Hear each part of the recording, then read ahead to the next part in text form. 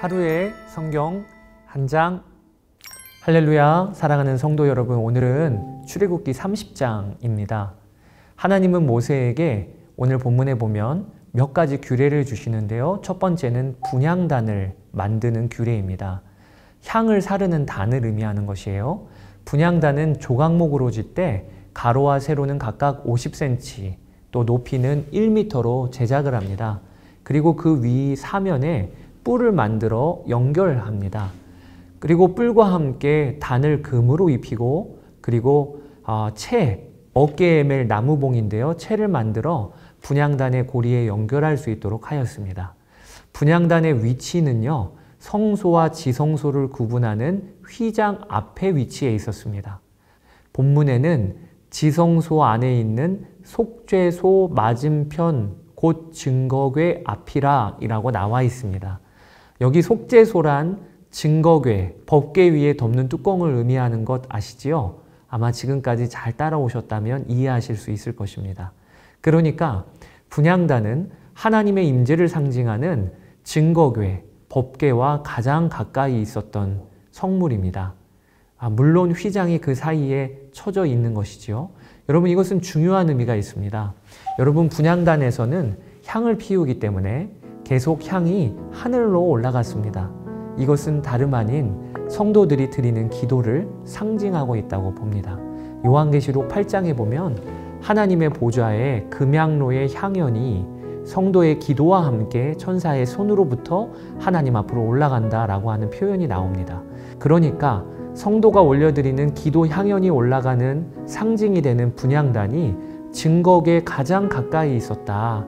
이것은 우리에게 두 가지를 말해주고 있는 것이에요. 첫째는 성도들의 기도는 하나님이 흠양하시고 받으신다는 것을 말씀해주고 있고요. 둘째는 하나님이 기도하는 자를 가까이 하신다는 것을 우리에게 말씀해주고 있습니다. 저는 오늘 이것을 붙잡게 되기를 원합니다. 하나님은 물론 당신의 모든 자녀를 가까이 하세요. 심지어는 우리 안에 이미 와 계시지요. 그러나 하나님은 기도하는 자를 가까이 하신다고 우리가 붙잡아야 되겠습니다. 야고보서 4장 8절에 이렇게 말씀하고 계시죠. 하나님을 가까이 하라. 그리하면 너희를 가까이 하시리라. 기도를 통하여 하나님과 가까이 하는 삶을 사시는 여러분 되시기를 주의 이름으로 축복합니다. 이 분향단의 향은 대제사장 아론이 아침과 저녁으로 금촛대 등불을 손질할 때 그 시간에 맞춰 향을 살랐습니다.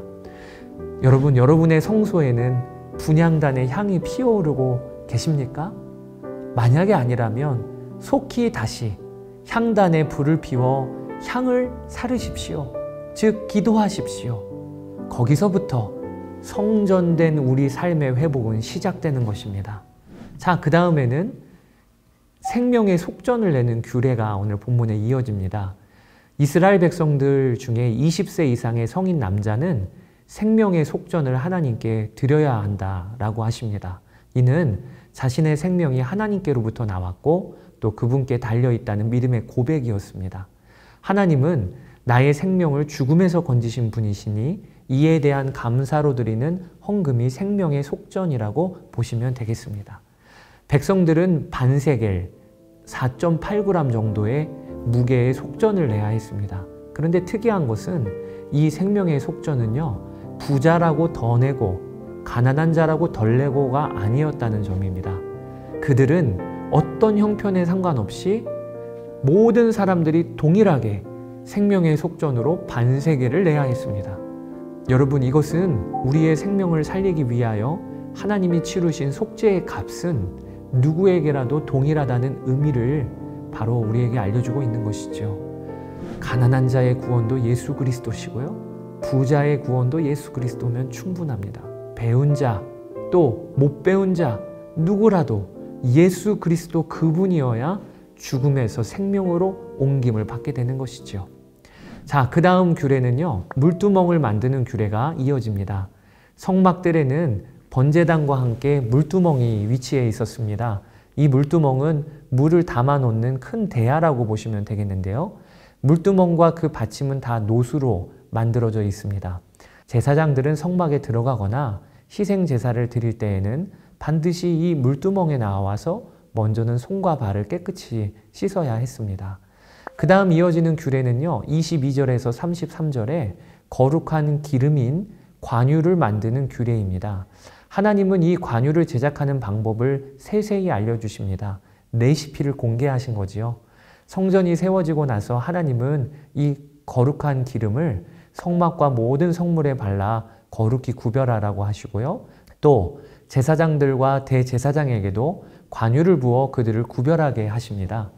백성들은 호기심에 개인적으로 이 관유를 제작하면 안 됩니다. 또 관유를 제작하여 다른 이에게 부어서도 안 됩니다. 이것은 향도 마찬가지입니다. 하나님이 분향단에서 태울 향을 제조하는 방법을 알려주시는데 이 향도 백성들이 호기심이라도 향을 제작하는 것을 엄격히 금하셨습니다. 자, 오늘 여기까지 출애굽기 30장을 마칩니다. 사랑하는 여러분, 분향단의 향을 부지런히 하나님께 올려드리는, 하나님을 가까이 하는 오늘 하루 되시기를 주의 이름으로 축복합니다. 31장에서 뵙도록 하겠습니다. 감사합니다.